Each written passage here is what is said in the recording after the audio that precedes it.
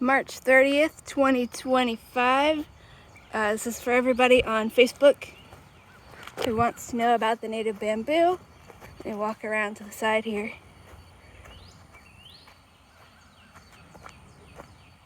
Maybe I could have gone up onto the deck. I feel like that would be fashionable. But here's, you want to stand there for scale? Here's mica for scale. Let me zoom the camera out. So these ones here are about 5.5 feet tall or something like that. I'm only 5'2", so this one's... Oh. 5'2" person versus those. They do get taller, but this is what most of them will look like until the plant gets older and they form these really nice stripes, candy cane stripes of dark green and tan when the stalk is maturing. Do you want to walk in there like 5 feet or should I? Okay. Oh, you can just bring your camera in. Oh, okay, yeah, and then you can just stand here. Alright, so I'm gonna go in here quick from this little path we cleared. There's other stuff growing in here, but it's the mostly the native bamboo.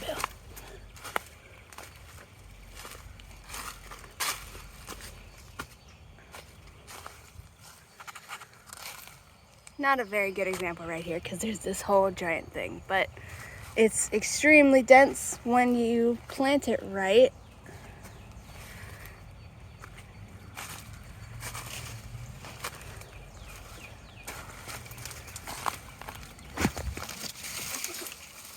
That's my hat getting stuck on the branch.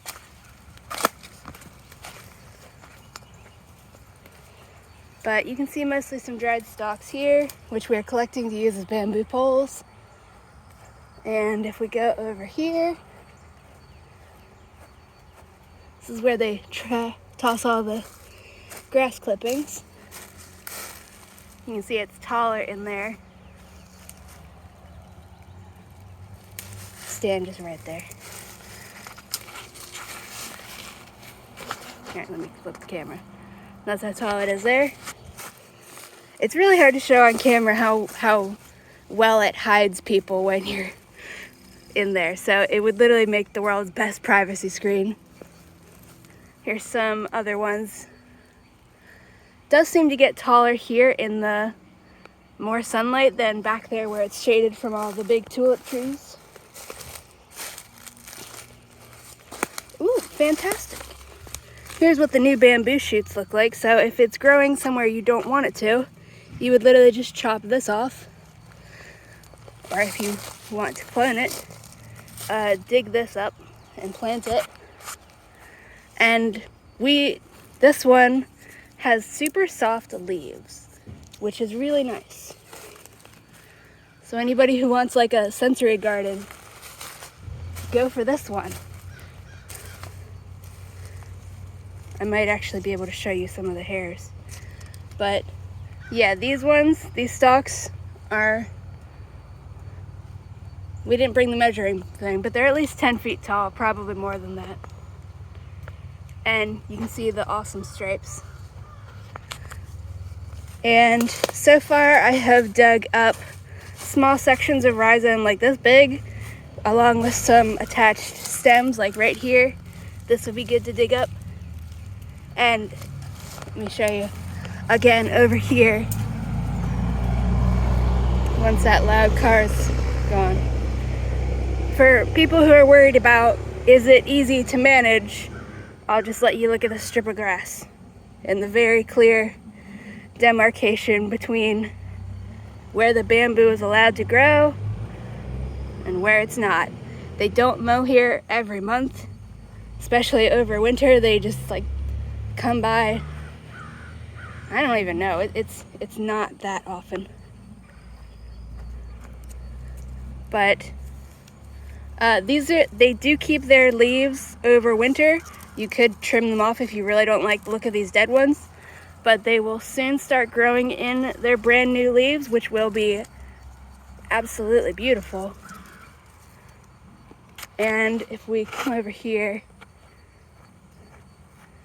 there's still more bamboo here, Yeah, here's some dried ones. So these ones are mature, so you could just pull these up like we do and use them for bamboo stakes. And you can also use it as a living trellis if you want, like this wisteria is, though that's mostly climbing the elderberry there. But yeah, you can actually find this growing out in the wild. It's pretty much everywhere down here that there's forest, but most people don't notice it because, I mean, it blends in very well if you are not actively looking for it and realizing that it's native bamboo. It's very easy to overlook.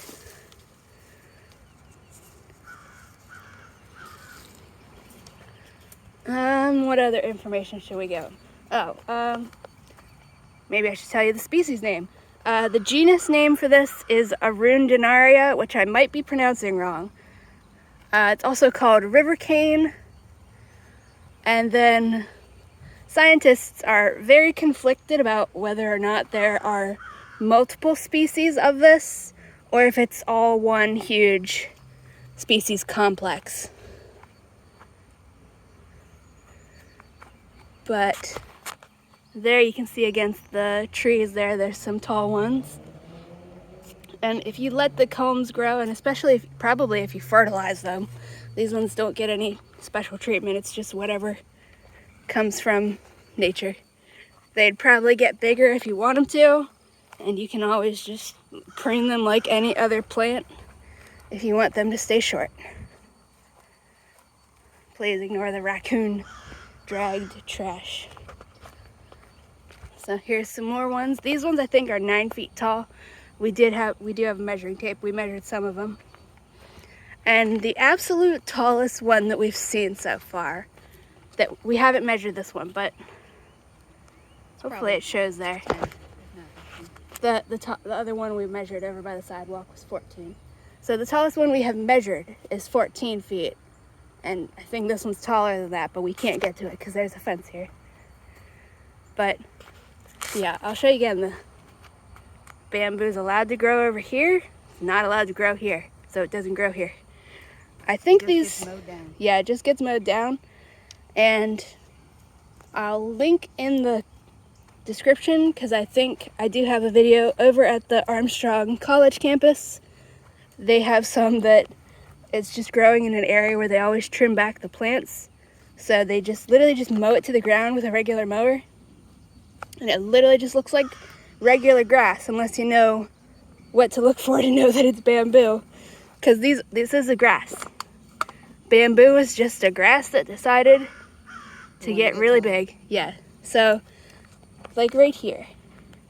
This just looks like regular grass. And over at the college, it's even shorter than this. It's literally like this high off the ground. So if it did grow somewhere you didn't want it, you could either dig it up and give somebody else it, like any other clumping plant, or you can just mow it with your lawnmower. It'll literally stay tiny. And if you mow your lawn regularly, I mean, you won't have a single problem because you can literally just mow it down every time it comes back. People also apparently eat the young shoots like you would other bamboos. Yes. People eat the bamboo shoots are edible. We've just never tried them. And people on YouTube eat these. Also, I just wanted to show you this one because this one's just branching in a really cool way. Also enjoy the crow serenade. But these are fantastic at erosion control.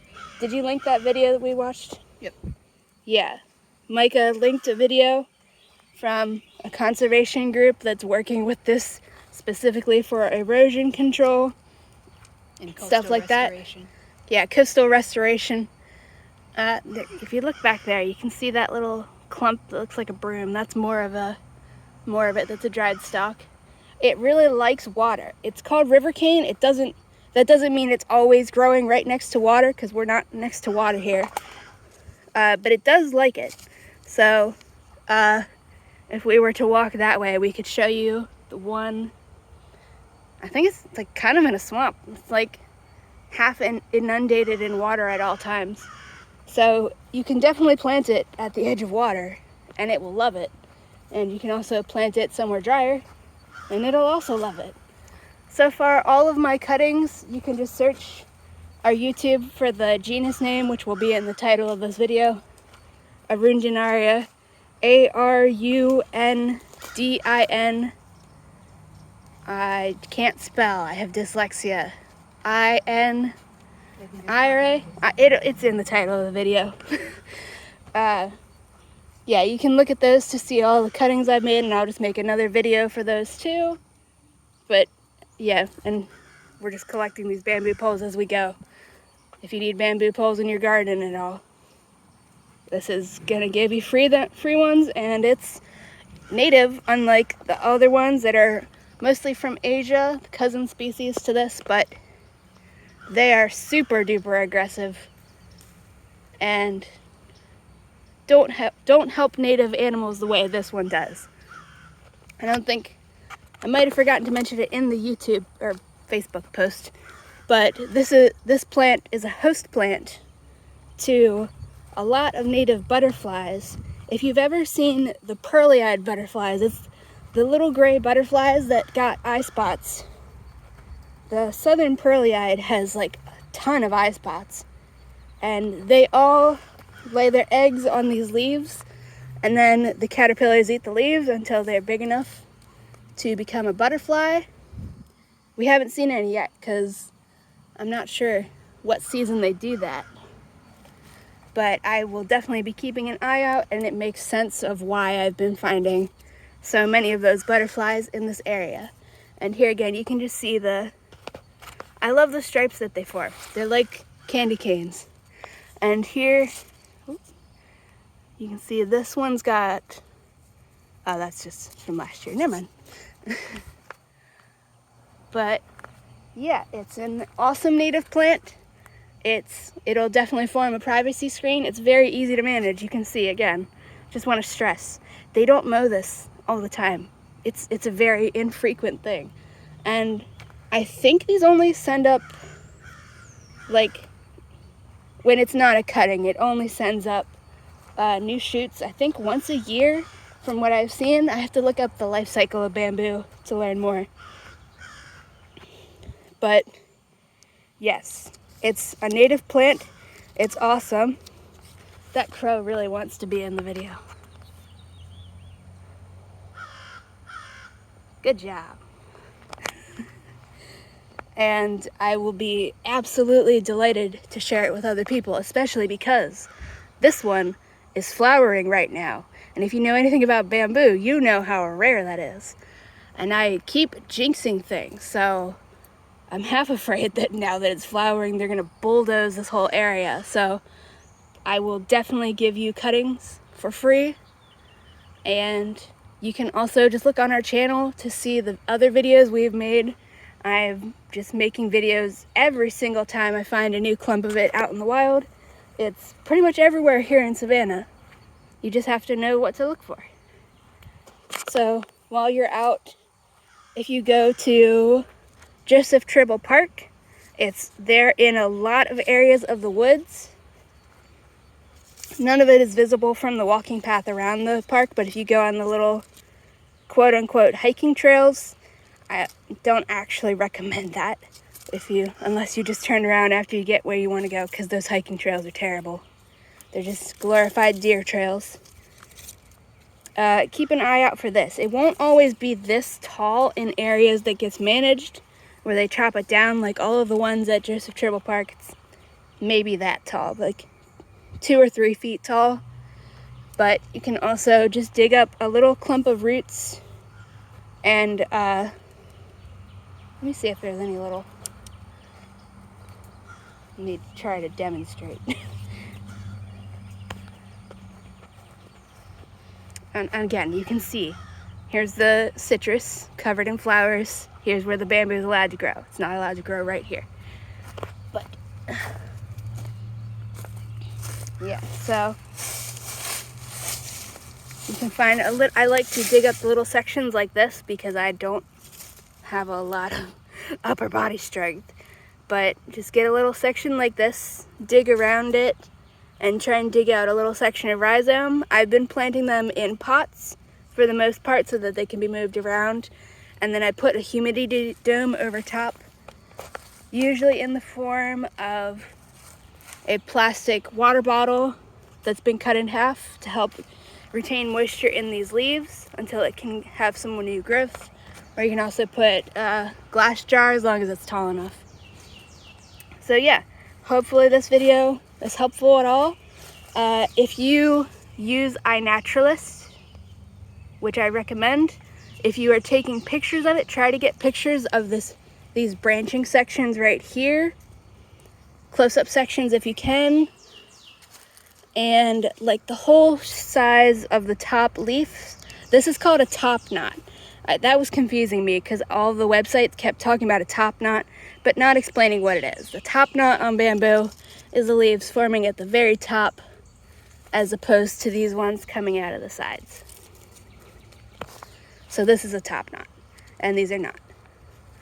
But yeah, definitely post them to iNaturalist if you get photos. It will be very helpful for everybody. And yeah, try to get pictures of these branching sections. That will help determine what species it is, at least until scientists decide that it's all one species again, because I think they've gone back and forth like 3 times now. But yeah, so this plant, to sum it up, gets at least 9 feet tall in full sun. Will be slightly shorter on the most part. If it's in shade, it can do either. This is what it normally looks like right now because they are slightly evergreen, not truly evergreen, so they'll keep these yellowy leaves for now. They're starting to regrow new ones. That's what, let me see. That's what these little green needly folded leaves are. These are the new leaves coming in. There's a termite on my shirt or something. Bye. Yeah, this one gets around 9 feet tall, forms, these are called canes or culms. Scientifically, everybody just calls them canes. Usually half an inch or so. This one's pretty good size. They can get bigger, especially if you're going to be treating them like a purposeful garden plant and giving them fertilizer and babying them and stuff. They'll like that. 9 feet tall at max, but not max, on average in full sun, slightly shorter in shade. Can get taller. The maximum we have measured is 14 feet. Historically, like in all the historical documents and people talking about this before urban development, it was said that they could get 30 feet tall, but that is not likely to happen until the plant I give you is like decades and decades old. If even then. People might have been exaggerating. So, yep. I will, if you can also just check back on our YouTube channel. You don't have to subscribe. I really don't care about subscribers or anything. I'll be just making update videos on these throughout the year now that I know it's awesome native plant. So you'll be able to see what they look like with all of their flush of new growth, beautiful green leaves. I do have some accidental pictures from the years past and they look fantastic at the corner of the screen. So, yep, hopefully that was helpful and hopefully I didn't just ramble too much.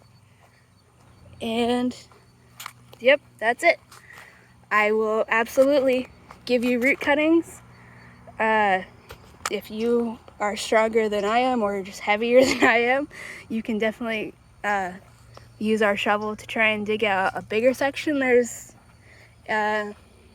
surprisingly few videos, but there are conservation groups that will literally just come in with a shovel and take these things right here and just dig like a 2-foot section and just take the whole section out and then just plop it in the ground where they're growing it.